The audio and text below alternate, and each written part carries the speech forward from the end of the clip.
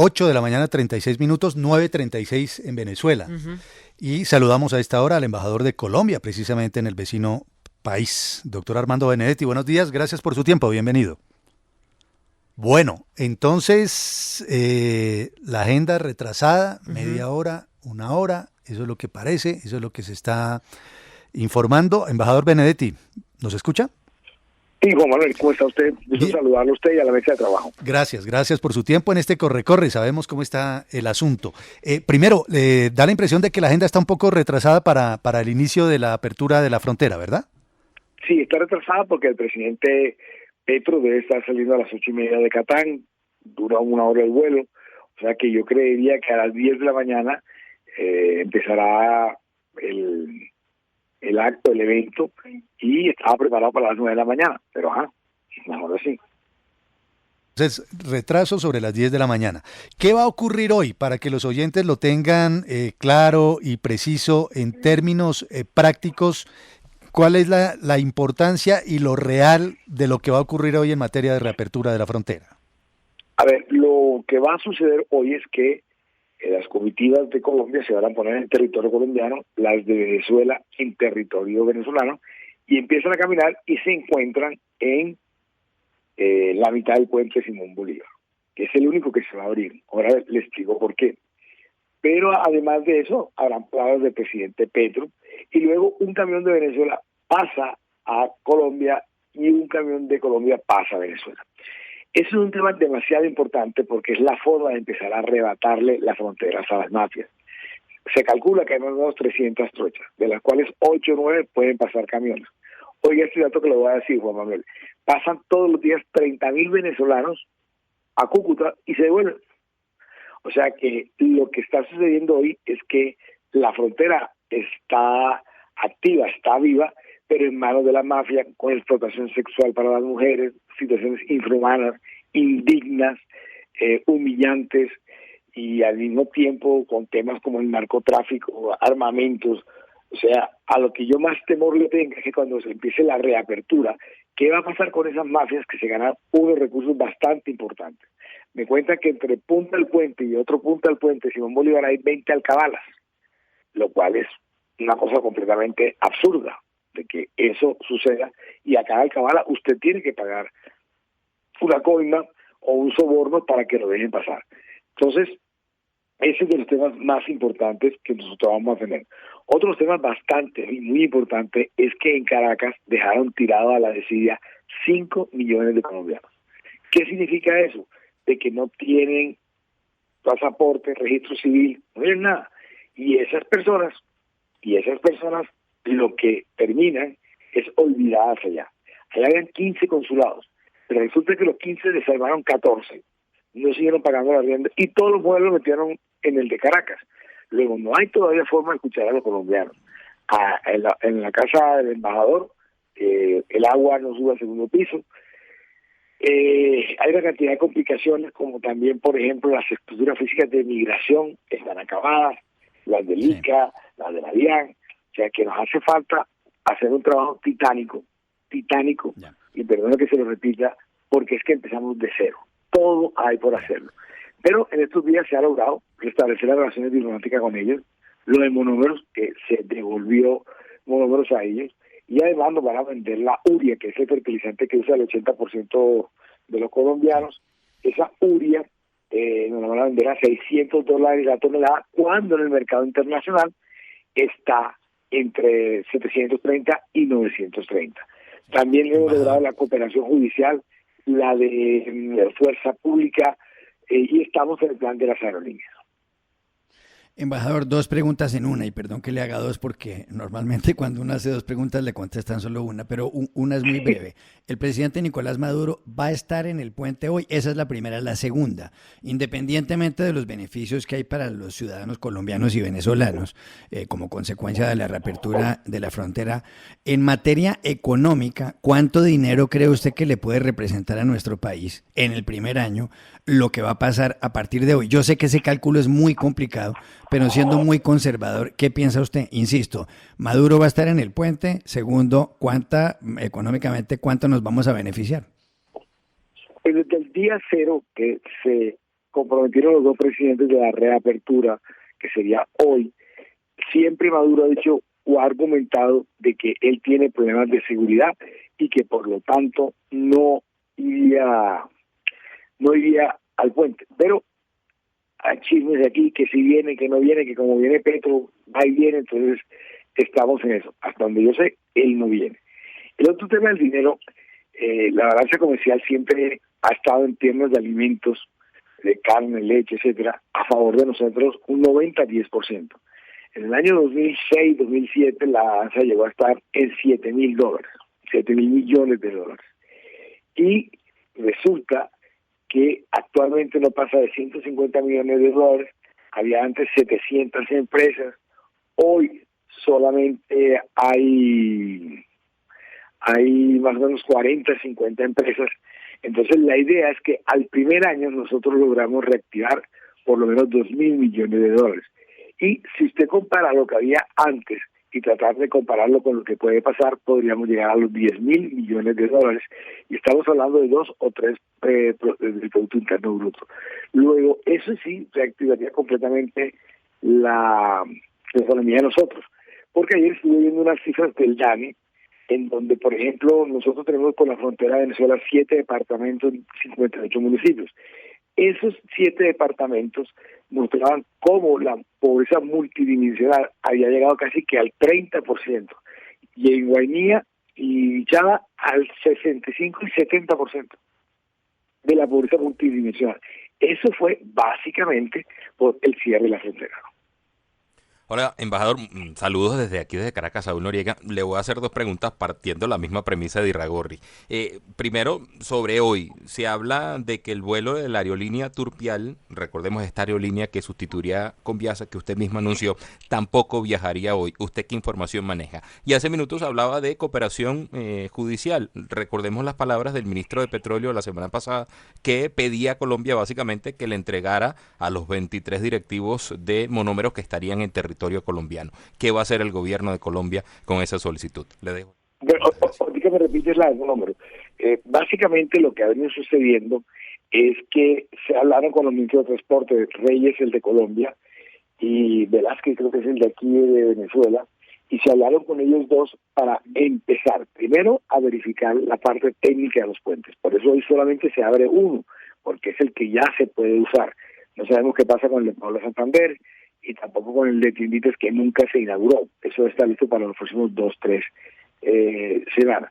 Pero entonces, la Aerocivil de Colombia ya dio el beneplácito y los permisos para que cualquier aerolínea venezolana, la Turpal, la Láser y Aviator, pudieran entonces llegar a Colombia. ¿Dónde se tranca el tema? En Venezuela, con el INAC. El INAC ha querido ir un poco más despacio en darle beneplácito a las empresas venezolanas y a las colombianas, con la idea de que eso se pueda hacer también en los próximos meses. Pero yo hablo por la parte que a mí me toca, que me corresponde, porque en eso hemos avanzado bastante en la mano del ministro Guillermo Reyes, y todas las cosas han salido bien desde ese punto de vista, desde el punto de vista colombiano. Ellos van atrasados, pero igual estamos a la espera cuando ellos digan. Ahora le repito la de monómeros que me pidió que le repitiera el ministro de Petróleo, Tarek El Aissami, que también es vicepresidente de Economía, decía la semana pasada que le pedía directamente, aprovechando la cooperación judicial con Colombia, que iniciara una investigación sobre monómeros y la corrupción que acusaba a Iván Duque, a Juan Guaidó y a Leopoldo López, pero también pedía directamente a la justicia colombiana que entregara a los directivos de monómeros y que básicamente lo pudiera a la orden de la justicia venezolana. ¿Qué va a hacer el gobierno de Colombia con esa solicitud?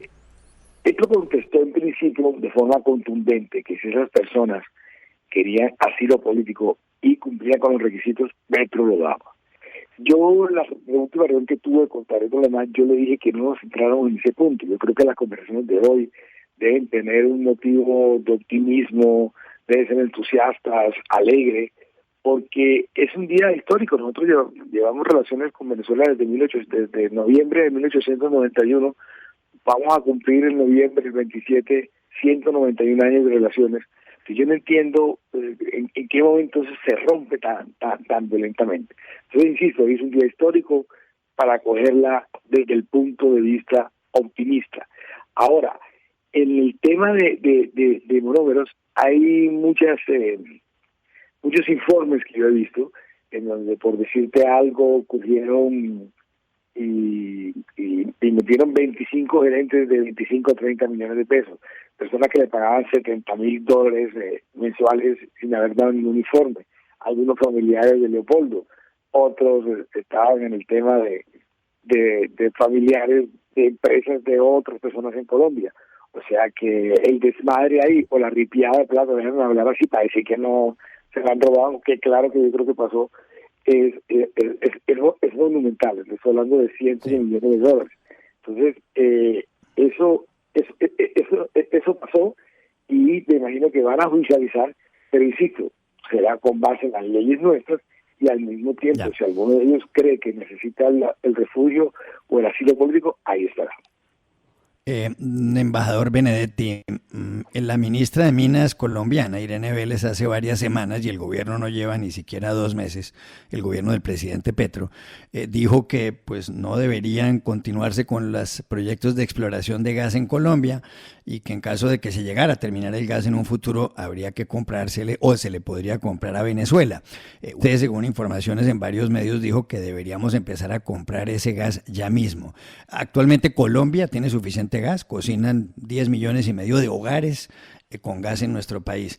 ¿Le parece estratégicamente acertado eso, que Colombia le empiece a comprar gas ya mismo a un gobierno como el de Nicolás Maduro? A ver, sí, Juan Carlos, se necesita, pero ojo, eso se haría a través de 2 empresas estatales. Una, que es la TGI, donde Bogotá tiene más del 50%, y la otra sería Ecopetrol. ¿Qué es lo que sucede actualmente, Juan Carlos?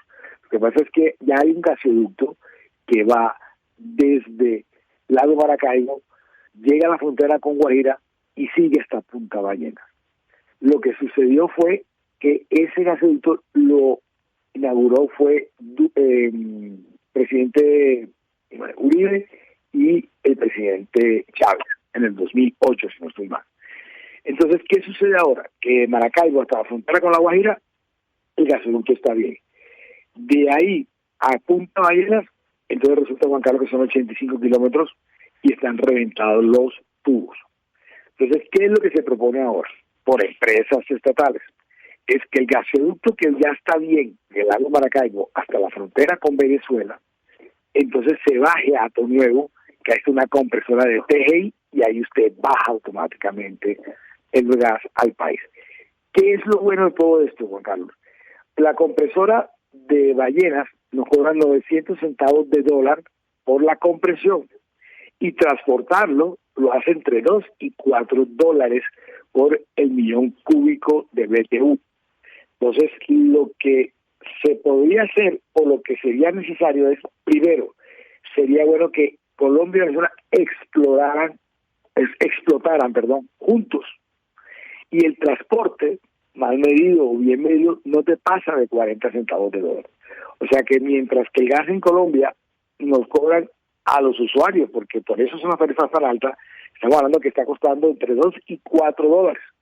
En cambio aquí, transportar ese mismo millón cúbico de BTU, usted lo podría hacer sin ningún problema a 40 centavos. Ahora, te salen unos personas y te dicen, no, es que enfrente de María Moñito, en el Atlántico, ya encontramos gas.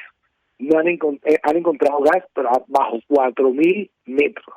O sea, eso es casi que imposible, de lo costoso que es sacarlo de ahí. Y las reservas, no por nosotros, sino por los expertos internacionales, dicen que las reservas de nosotros están entre 6 y 7 años. Entonces, si eso sucede, hay que empezar a buscar a través del petróleo. ¿Por qué sería más barato también el de ahí? Que podríamos bajar las tarifas, te estoy diciendo casi que a la mitad. ¿Por qué sería más barato el de ahí? Porque el que llega acá viene licuado, y al pasarlo a gas también tiene otro costo. Pues las cifras que nosotros estamos pagando por gas son las más caras del mundo. Entonces tenemos que decidir si bajamos el precio de costo. Ahora viene otro cuento, que la seguridad de petrolera la vamos a depender de Venezuela y el régimen y tal. No, yo he venido hablando también de que la explotación, debe ser común. Y entonces, pero con empresas estatales, porque uno suplica que quién sabe que me estaban juzgando como cosa rara. Embajador, gracias por su tiempo. Esperamos que todo transcurra bien en la jornada de hoy. Bienvenido siempre. Usted, Juan, muchas gracias. Armando Benedetti, el embajador de Colombia en Venezuela. Hacia las 10 de la mañana podría darse entonces la apertura de la zona de frontera. El presidente Petro se supone salió después de las 8:30 hacia Cúcuta y por el momento pues no hay confirmación de que pueda estar Maduro allá en territorio fronterizo. Rafa Nieto quería hacer una observación a propósito de lo que comentaba el embajador de Colombia en Venezuela sobre la tonelada de urea, ¿no?